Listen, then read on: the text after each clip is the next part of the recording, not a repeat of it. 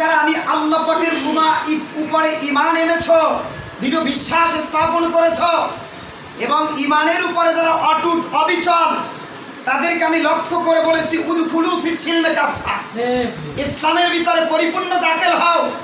এর মধ্যে যদি জররা পরিমাণ ঈমানের তাকওয়ার মধ্যে একই বিশ্বাসের মধ্যে যদি নরবর থাকে, তোমরা মোমেন দাবি করতে পারো। আমি আল্লাহ পাকের সংসদে, আমি আল্লাহ পাকের সিংহাসনের মধ্যে তোমাদের নাম মোমেনের খাতায় নাই। এ কথা দিয়ে আল্লাহ কি বুঝাইতে চাচ্ছেন?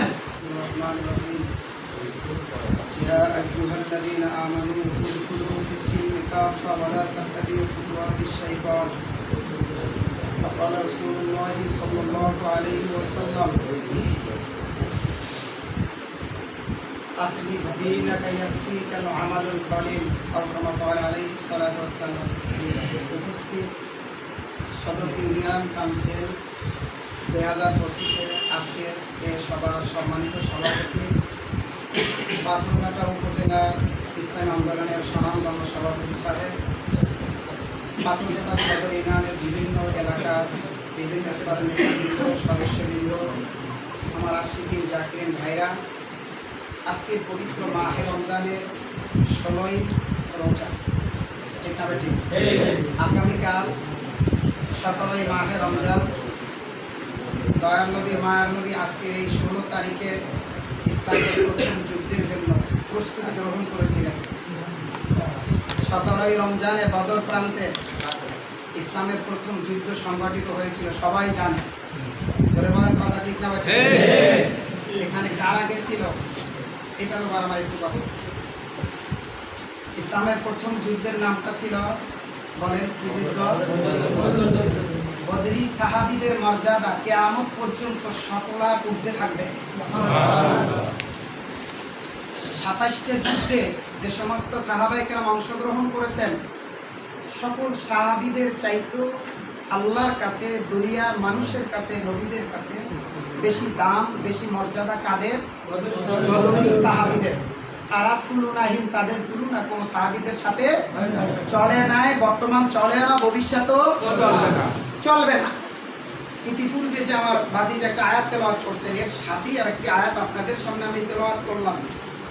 আল্লাহ রাব্বুল আলামিন তামাম পৃথিবীর মানুষকে দুইটা ভাগে বিভক্ত করেছেন, কথা বলেন না?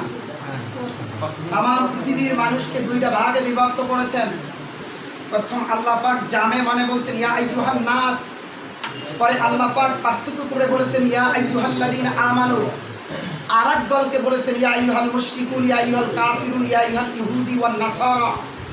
এই বাকি চারটা ভাগকে এক দলে বিভক্ত করেছেন, আর বাকি মানুষগুলাকে আল্লাহ পাক এক দলে বিভক্ত করেছেন, সেই দলটা হইল মুমিন। কারা? মুমিন। আল্লাহ পাক পার্থক্য করে বলেছেন ইয়া আইয়ুহাল্লাযীনা আমানু, যারা ঈমানদার, তাদের ব্যাপারে আমার কথা। এখন আমি এই ভোর মজলিসে সকলকে নিয়ে একটি কথা বলতে চাই এবং আপনাদের থেকে উত্তর চাই, আমরা সবাই মুমিন কিনা? ধরে বলেন যদি মুমিন হই, আল্লাহ পাক মুমিনকে খেতাব করে বলেছেন ইয়া আইয়ুহাল্লাযীনা আমানু, তোমরা যারা আমি আল্লাহ পাকের উপরে ঈমান এনেছো, দৃঢ় বিশ্বাস স্থাপন করেছো এবং ঈমানের উপরে যারা অটুট অবিচল, তাদেরকে আমি লক্ষ্য করে বলেছি উদখুলু ফিস সিলমি কাফা, ইসলামের ভিতরে পরিপূর্ণ দাখিল হও। এর মধ্যে যদি জররা পরিমাণ ঈমানের তাকওয়ার মধ্যে একই বিশ্বাসের মধ্যে যদি নরবর থাকে, তোমরা মোমেন দাবি করতে পারো। আমি আল্লাহ পাকের সংসদে, আমি আল্লাহ পাকের সিংহাসনের মধ্যে তোমাদের নাম মোমেনের খাতায় নাই। এ কথা দিয়ে আল্লাহ কি বুঝাইতে চাচ্ছেন? আমরা এমনই একটি দল করি যেই দলটা ইসলামী দল, ইসলামী আন্দোলন। এই ইসলামী দলের মধ্যে আমরা যারা ইসলামী আন্দোলনের জন্য মাঠে নেমেছি, আমাদের দিলের মধ্যে কোনো সন্দেহ আছে কিনা? সবাই জবান করতে হবে।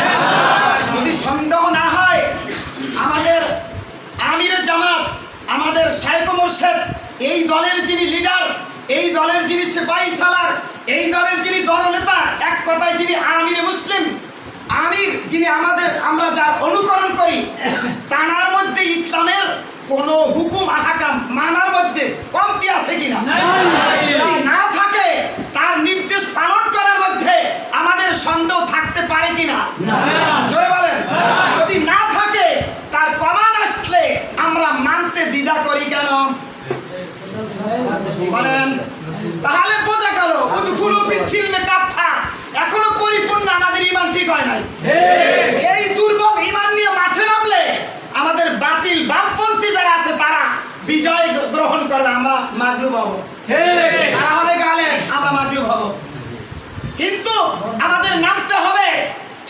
ঈর্ষাগারা প্রাচীরের মতন অটল অবিচল থাকতে হবে।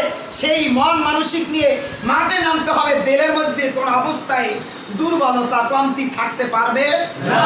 এই কথার উপর সবাই একমত কিনা? আল্লাহু তাকবীর, আল্লাহু তাকবীর। আপনি আমাদের সকলকে কবুল করেন, আমিন। আমি এই কথা দিয়া জামে মানিটা বুঝাই দিলাম।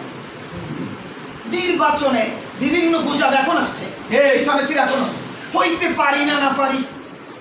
ইসলাম দল করে লাভ কি? আমরা তো হইতে পারবো না। এই দলে ঘুরিয়ে লাভ কি? টাকা দিয়ে লাভ কি?